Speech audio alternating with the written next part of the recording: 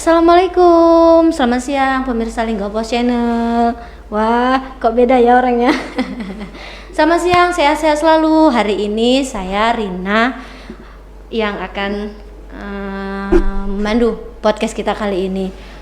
Hari ini kita kedatangan narasumber yang spesial yang pastinya menginspirasi dan memberikan kita berbagai ilmu. Hari ini Rina kedatangan Dr. Gunjal Ritonga. Assalamualaikum dok. Waalaikumsalam. Sehat-sehat dok? Alhamdulillah sehat. Hari ini kita sama Dr. Gunjal akan membahas persiapan Hari Raya Idul Adha yang sebentar lagi. Teman-teman pasti banyak yang persiapan mau kurban, bingung nih cari hewannya gimana, yang sehat gimana, yang pas gimana. Makanya hari ini kita datangkan Dr. Gunjal yang bisa memberikan kita informasi soal itu. Tapi sebelum kita ke materi selanjutnya, kita kenalan dulu sama Dr. Gunjalnya. Oke, boleh disapa dulu dok, pemirsa kami dok. Baik, terima kasih. Assalamualaikum warahmatullahi wabarakatuh. Lingga Post Channel yang berbahagia dimanapun berada, semoga sehat selalu. Amin. Jaga kesehatan, tetap ikuti prokes COVID-19. Semoga kita semua selalu dalam lindungan Allah.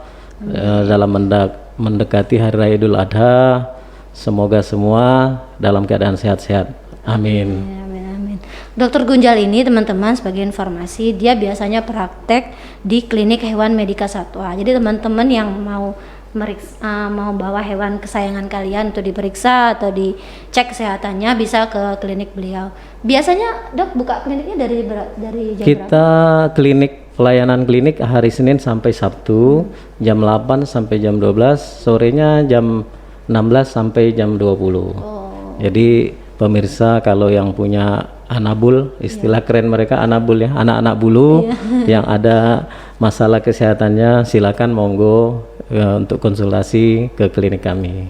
Itu biasanya yang hadir yang datang itu biasanya bisa konsultasi tentang apa aja dok? Kita melayani konsultasi, pengobatan, operasi, juga ada rawat inap, ada laboratorium diagnostik juga sudah ada untuk periksa darah gitu ya. Terus kayak kasus kecelakaan kita ada juga fasilitas X-ray untuk ronsen hewan-hewan kecil. Jadi lengkap ya teman-teman ya. Kalau misalkan ada masalah dengan hewan peliharaan kalian bisa hubungi Dokter Gunjal. Oke, kita masuk ke pembahasan utama kita. Jadi sekarang ini sudah H-7 atau H-8 ya Hari Raya Idul Adha. Teman-teman mungkin ada yang sedang mencari hewan untuk kurban. Ya meskipun pandemi, kurban masih tetap jalan ya dok ya? Masih jalan terus. Jadi gini dok, kasih tips yang pertama kali harus diperhatikan masyarakat ketika ingin memilih hewan kurban itu apa? Betul.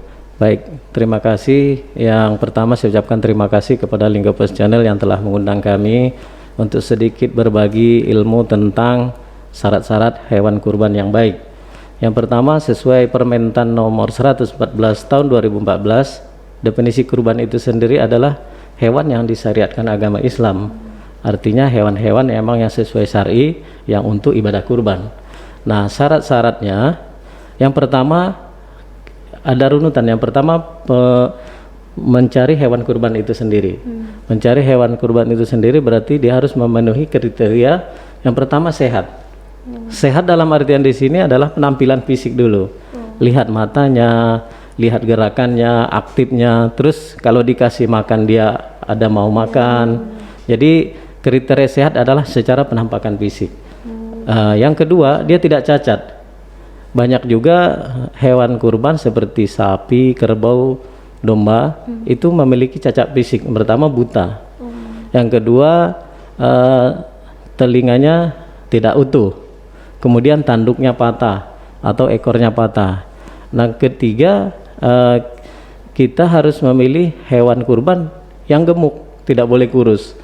Kurus sangat mudah mbak kita melihat dari jauh, dari kerangka garis pinggang, pinggul, terus jarak antara kaki, kemudian tulang rusuk. Dari jauh tahu nih, ini kurus, hewan kurbannya kurus nih, cacingan kata masyarakat biasanya. Yang kemudian syarat yang berikut adalah cukup umur.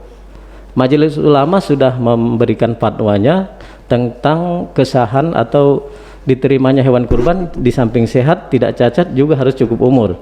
Misalnya untuk sapi di atas 2 tahun, domba 6 bulan sampai 1 tahun, kambing juga 1 sampai 2 tahun, unta 5 tahun, tapi kalau unta kan nggak ada di kita, di Indonesia nggak ada. Hasil pemantauan kami beberapa hari terakhir, pemeriksaan di penampungan hewan kurban, itu banyak sekali Mbak. Sapinya gede, ukurannya bagus, sehat, tapi ternyata setelah diperiksa itu nggak sampai umurnya 1,5 tahun. Belum cukup umur. Jadi hal-hal seperti ini, terutama pengurus kurban ya, yang biasanya beli hewan kurban itu adalah takmir masjid, DKM, panitia, ini harus jeli Mbak. Jangan sampai lihat kurbannya besar, bobotnya bagus, sehat, langsung beli.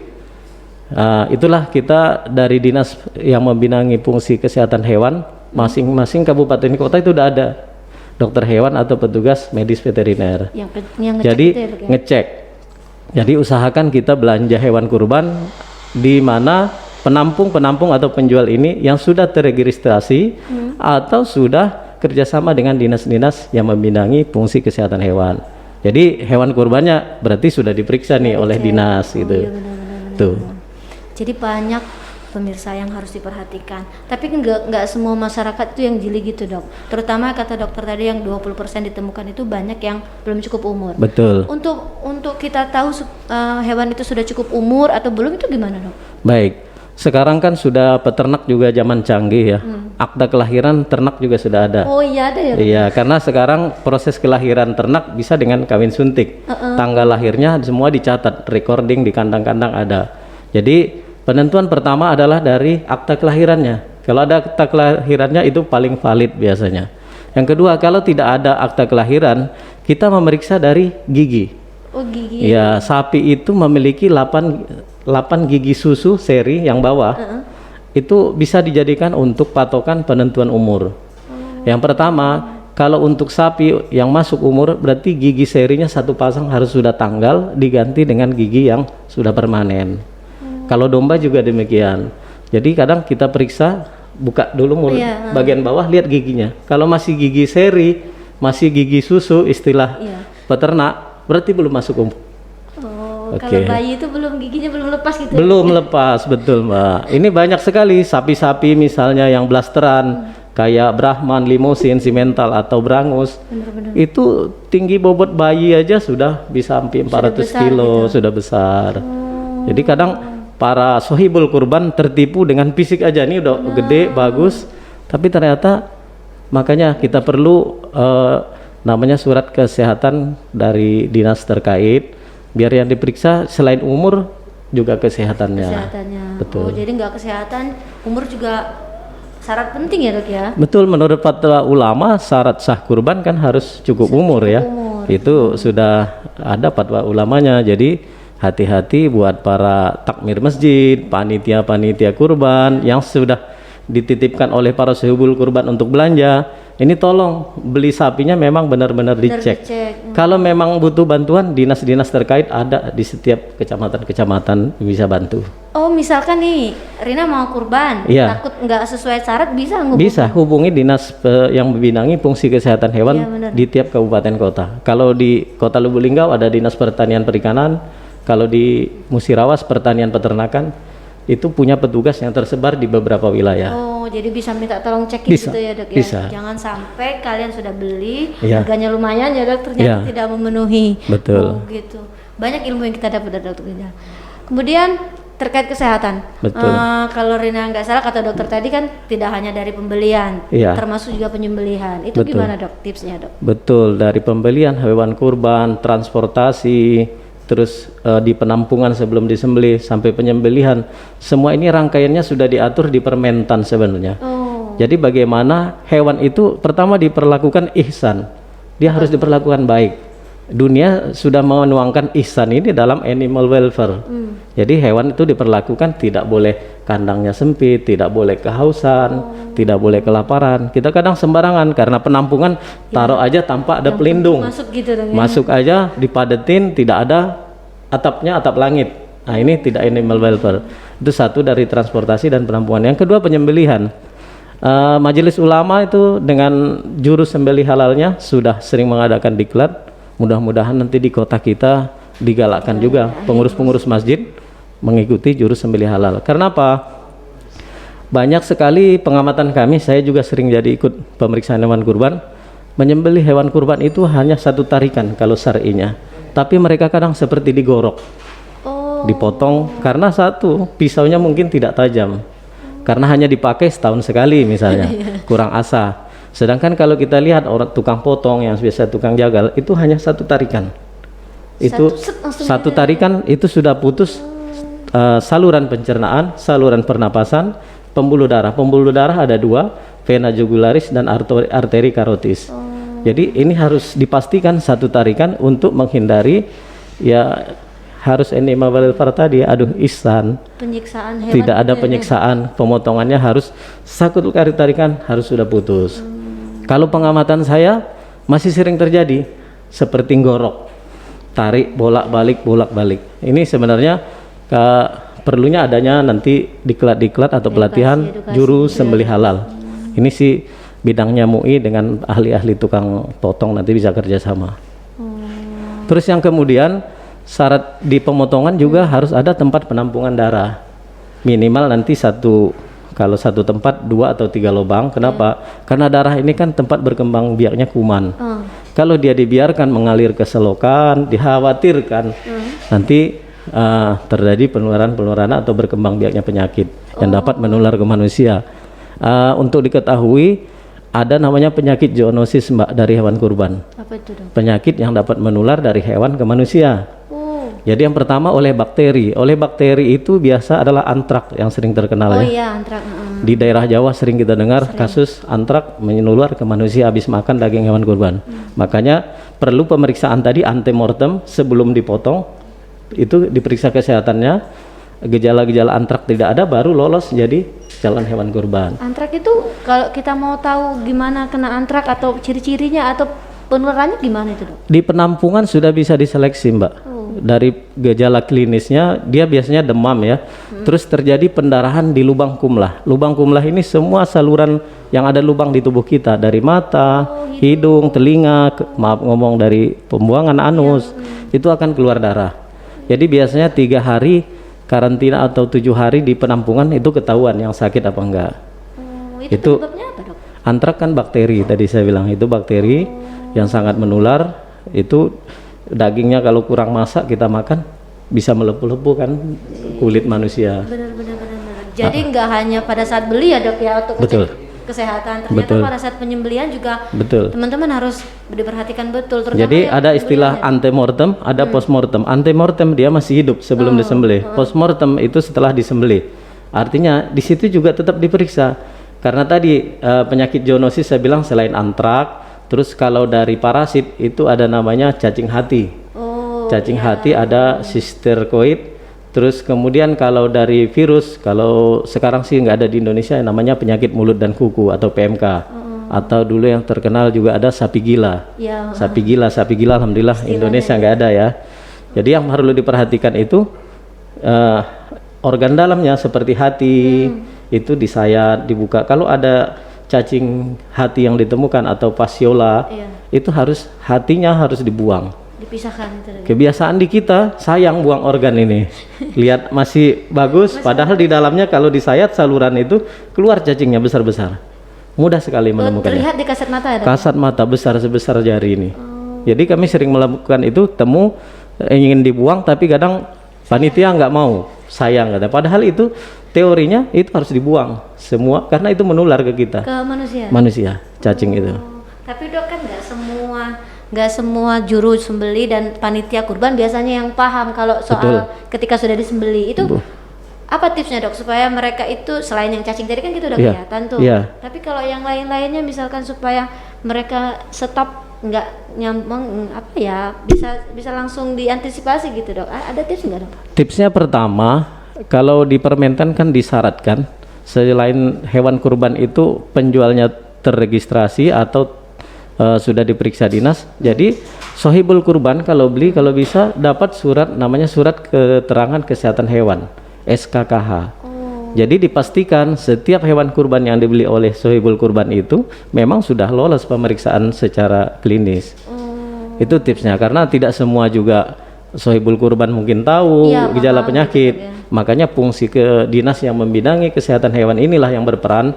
Itu Kementerian Pertanian sudah menginstruksikan biasanya seminggu sebelum Idul Kurban sudah dibentuk tim pemeriksaan hewan kurban. Ada di semua dinas. Jadi dengan zaman sekarang mudah-mudahan edukasi seperti ini Penting ya dok ya. penting sampai ke masyarakat Sohibul Kurban. Jadi teman-teman untuk informasi, Dokter Gunjal ini juga sering ikut di Kabupaten Musirawas keliling untuk ngecek-ngecek hewan ya dok ya. Betul. Untuk ngecek hewan kurban. Itu biasanya yang paling banyak ditemukan yang terjadi kesalahan apa dok? Yang pertama kalau secara temuan di tempat penampungan adalah tempat penampungan kadang yang kurang layak. Ada pedagang-pedagang yang baru muncul misalnya, kandang penampungan yang seadanya. Saya bilang tadi tidak ihsan, tidak nyaman hewan tinggal dengan padat, tempat minum susah dijangkau. Ini kan tidak animal welfare ya. Itu yang pertama. Yang kedua, masih ada kalau di Permentan itu disebutkan sebenarnya ini di luar konteks fikih ya. Harus hewan jantan kalau di Permentan itu. Hewan jantan dengan buah zakar itu yang lengkap, bukan satu. Kalau ada yang satu katanya nggak sah. Tapi kalau di Permentan disebutkan harus lengkap. Jadi yang sering kita temukan itu ada kadang juga hewan betina. Terus yang kedua, yang tadi yang paling banyak ditemukan adalah kasus kurang cukup umur. Cukup ya. Kenapa? Mungkin secara ekonomis ya, banyak sohibul kurban atau panitia mencari harga yang agak miring ya Mbak ya. Peternak, pedagang taunya mau jualan, saya pokoknya jualannya laku. Akhirnya apa? Mereka ya sudah, kalau mau harga misalnya 13 juta, ini ada nih barangnya. Mau harga 14 juta sampai 30 juta ada. Tapi yang khawatir yang di bawah harga normal ini itu umurnya nggak masuk biasanya. Bermasalah ya dok. Ataupun umurnya masuk dia memang sakit gitu. Ya, ada masalah gitu kan. Masalah lagi. Jadi teman-teman jangan cepet terpancing sama harga murah ya teman-teman. Iya, karena betul. ada beberapa yang jadi masalah juga kan sekarang banyak yang namanya pedagang musiman itu ya. Betul. Jadi mereka asal jualan. Betul. Mohon maaf asal jualan untung gitu ya. Yang penting dapat duit kan ya. Dia ngomong kadang belum terregistrasi, belum juga diperiksa oleh melapor ke dinas terkait. Benar. Jadi dia tidak bisa memastikan asal hewan, terus kondisi hewan yang di penampungan itu layak apa tidak. Gitu. Betul. Nah, ini tips lagi untuk teman-teman yang mau jualan hewan kurban.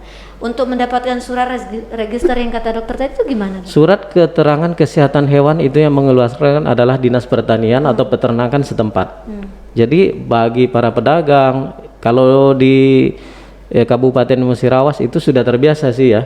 Mereka dengan dinas sudah sering saling koordinasi, surat keterangan itu kita keluarkan. Tapi kalau di Kota Lubuk Linggau silakan, sudah ada dinas yang membidanginya juga.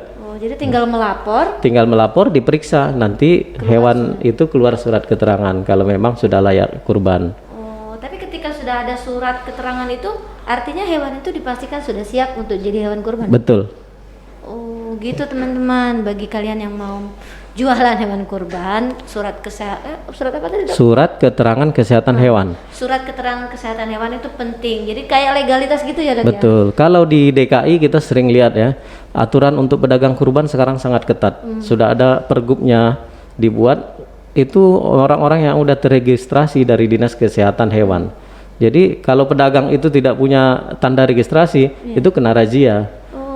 Jadi sampai sekarang, kenapa? Karena untuk mengamankan daging yang sampai ke masyarakat itu benar-benar istilahnya asuh, aman, sehat, utuh dan halal. Tuh, gitu teman-teman. Harusnya jadi pembelajaran, bukan pembelajaran sih, jadi contoh untuk pemerintah ya dok ya, untuk lebih ketat lagi. Betul. Jadi ada beberapa daerah yang sudah concern dan membuat perda tentang masalah pedagang kurban, apalagi di kota-kota besar ya. Itu karena dampaknya sangat berat kalau terjadi penularan penyakit. Saya bilang zoonosis kayak antrak tadi. Kita bukan nggak ada di Indonesia, banyak antrak. Di Pulau Jawa sering dengar kan kasus habis makan sate kambing kena antrak, seperti kasus di Bogor, di Jawa Tengah gitu kan. Tapi kalau di Lubuk Linggau, Musirawas dan Muratara sudah pernah ketemu dok kasus kayak gitu? Alhamdulillah sampai sejauh ini belum kita temukan. Mudah-mudahan jangan ya. Mudah-mudahan jangan. Makanya itulah pentingnya pencegahan itu lebih baik daripada pengobatan. Jadi pencegahan, pemeriksaan sebelum hewan dikurbankan. Jadi nggak apa-apa ribet di awal ya. Iya betul, memang prosedurnya seperti itu. Disarankannya harus pemeriksaan antemortem tadi sebelum disembelih. Kalau beberapa kali Rina buat beritanya itu ada yang paling dikhawatirkan itu yang cacing pita tadi, Dok. Itu sebenarnya kenapa sih hewan kurban sering ditemukan itu, Dok?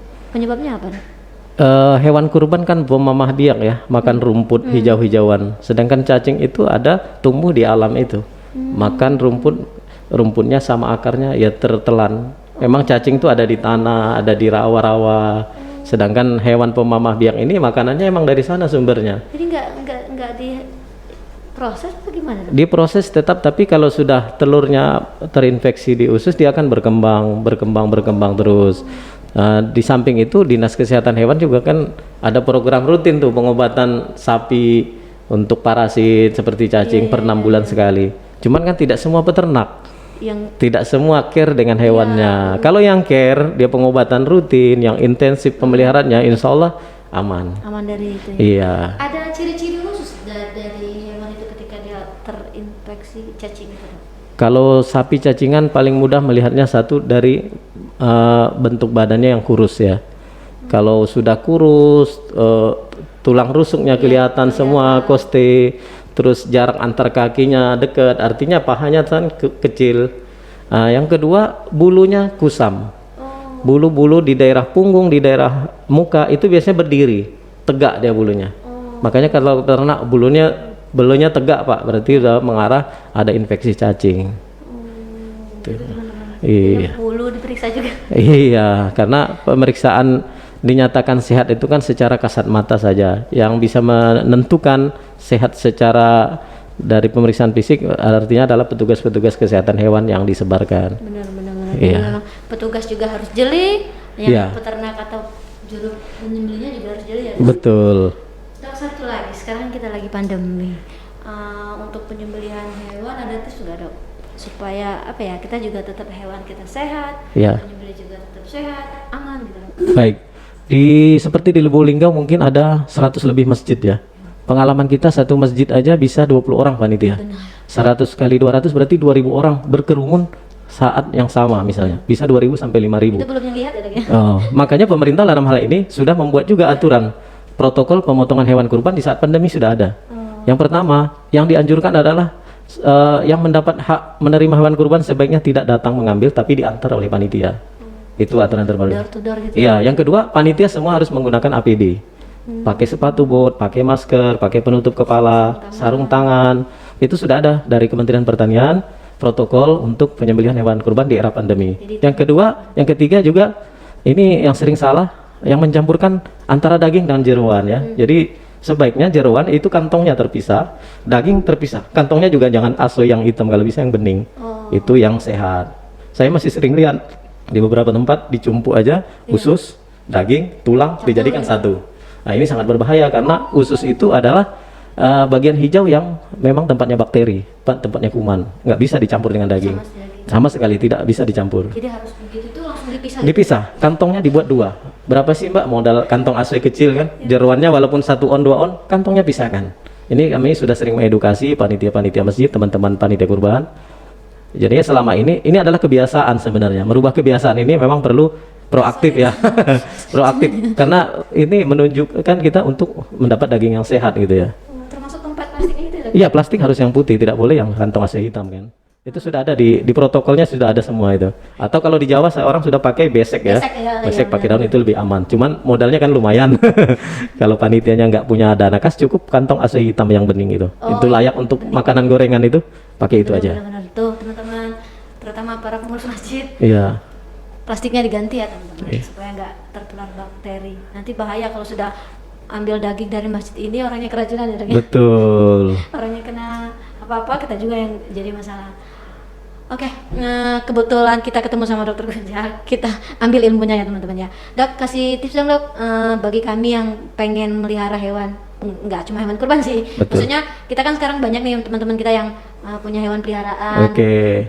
Ada tips nggak, Dok, supaya aman dan hewan peliharaan kita tetap sehat, Dok. Oke, yang pertama sudah dirilis bahwa banyak isu sekarang kucing menularkan corona ke manusia.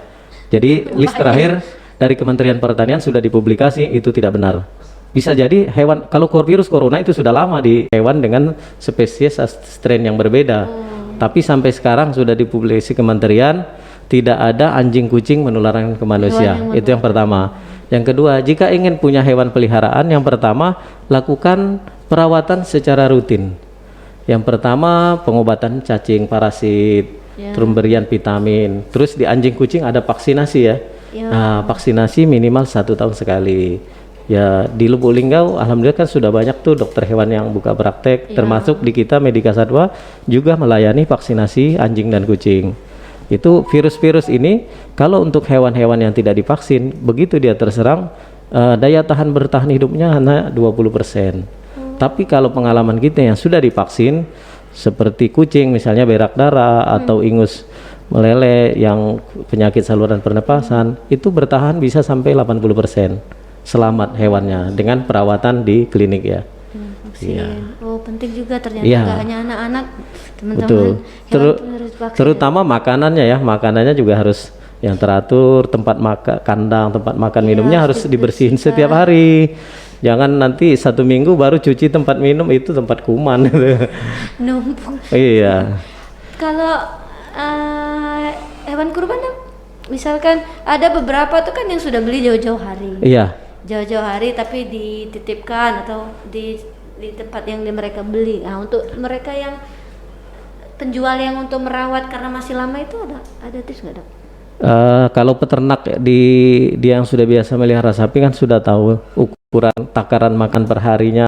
Misalnya 10% dari bobot badan hijauan ditambah oleh konsentrat misalnya dedak atau ampas tahu. Jadi kalau peternak-peternak yang sudah biasa mereka udah tahu. Jadi cukup makannya, cukup hijauannya, yang terakhir juga cukup air minumnya. Oh, Gitu. jadi untuk makannya juga sesuai dengan. Iya, ada hitungan minimalnya kan, kebutuhan energi. Kalau kecil ya berarti presentasi rumput sama konsentratnya juga sedikit. Sesuai bobot badan. Kalau misalkan berlebihan juga baik. Berlebihan sih nggak masalah, cuman jangan sampai di bawah standar kan itu. Itu yang diharapkan. Oh gitu teman-teman, ternyata Iya. banyak ya untuk tips menjaga hewan. Karena nggak hanya manusia, hewan tuh juga harus di ini ya, Dok ya. Betul. Terutama ini sohibul kurban yang punya niat berkurban, ini kan memang dalam rangkaian ibadah ya. Kalau bisa ibadahnya memang nanti balasannya di akhirat diterima. Artinya proses dari awal sampai akhir kurban ini untuk masalah umat itu memang dia benar-benar diperlakukan secara baik gitu. Ya, karena kalau diperlakukan secara baik, antemortem, penyembelihan secara syar'i masuk, tidak tadi dengan pisau yang karatan, motongnya sampai kayak digorok. Itu kan kasihan sohibul kurbannya kalau amalan-amalan ini misalnya tidak sesuai dengan syariat gitu. Jadi ibadahnya nggak nyampe ya, Dok ya. Allahu a'lam, tapi secara aturan yang dibuat sudah nggak masuk gitu. Apalagi ada yang kalau kita belinya sama pengepul yang sudah didatangi petugas kan Iya, enak, Dok. Kan betul. sekarang juga ada kurban yang paket-paket itu, Dok. Ada yang ada kayak semacam organisasi. Lembaga-lembaga gitu ya. Itu gimana, Dok? Itu Seperti Bajnas, Dompet Duafa atau Daurut Tauhid ya. Mereka ini kan lembaga yang sudah besar, Mbak. Jadi di tim-timnya sendiri biasanya sudah ada dokter hewan yang penanggung jawab untuk pemeriksaan kurban. Jadi insya Allah kalau yang lembaga-lembaga besar itu banyak juga teman-teman yang berkecimpung di sana mengurus hewan kurbannya. Mereka memang sudah sangat profesional ya. Pemeriksaan sapi seluruhnya itu sudah sangat ketat lah. jadi aman juga ya, Dok? Insya Allah aman. Kalau lembaga besar dia sudah diikuti semua prosedur penyembelihan, pemilihan hewan kurban yang baik itu. Jadi mau di lembaga, mau di langsung pengepul. Iya, betul. Yang terpenting sudah dicek sama petugas kesehatan hewannya. Oke, banyak ilmu yang kita dapat hari ini, terutama untuk teman-teman yang mau kurban. Jangan lupa tonton video ini karena tipsnya ada. Kalian bisa sebelum cari hewan bisa tonton untuk jadi referensi. Terima kasih Dokter Gunjal. Sama-sama Mbak Rina. Hari ini kita banyak dapat ilmu. Semoga bermanfaat ya teman-teman untuk ini. Sebagai penutup, Dok, apa pesan kita untuk mereka yang mau, masyarakat kita yang mau berkurban. Baik, Sohibul Kurban dimanapun berada, terutama Lubuk Linggau, Muratara dan sekitarnya, untuk membeli hewan kurban, saran kami jauh-jauh hari persiapkan hewan kurbannya. Jadi sudah dipilih, kemudian pilih di tempat pembelian yang sudah bekerja sama dengan Dinas Pertanian atau Peternakan setempat. Artinya hewan itu sudah teregistrasi, sudah diperiksa kesehatan hewannya. Yang ketiga, untuk masuk syar'inya jangan lupa hewan tersebut sudah cukup umur, yang kemudian tidak ada cacatnya, terutama yang bisa terlihat adalah mata, telinga, ekor, tanduk, itu sangat mudah dilihat secara kasat mata. Jadi usahakan hewan kurban yang dibeli memiliki surat keterangan kesehatan hewan dari dinas terkait. Oke. Gitu tipsnya teman-teman, sangat penting, dan mudah-mudahan ini bisa membantu bagi teman-teman yang mau kurban tahun ini. Semoga kurbannya barokah dan tidak sia-sia dok ya. Betul.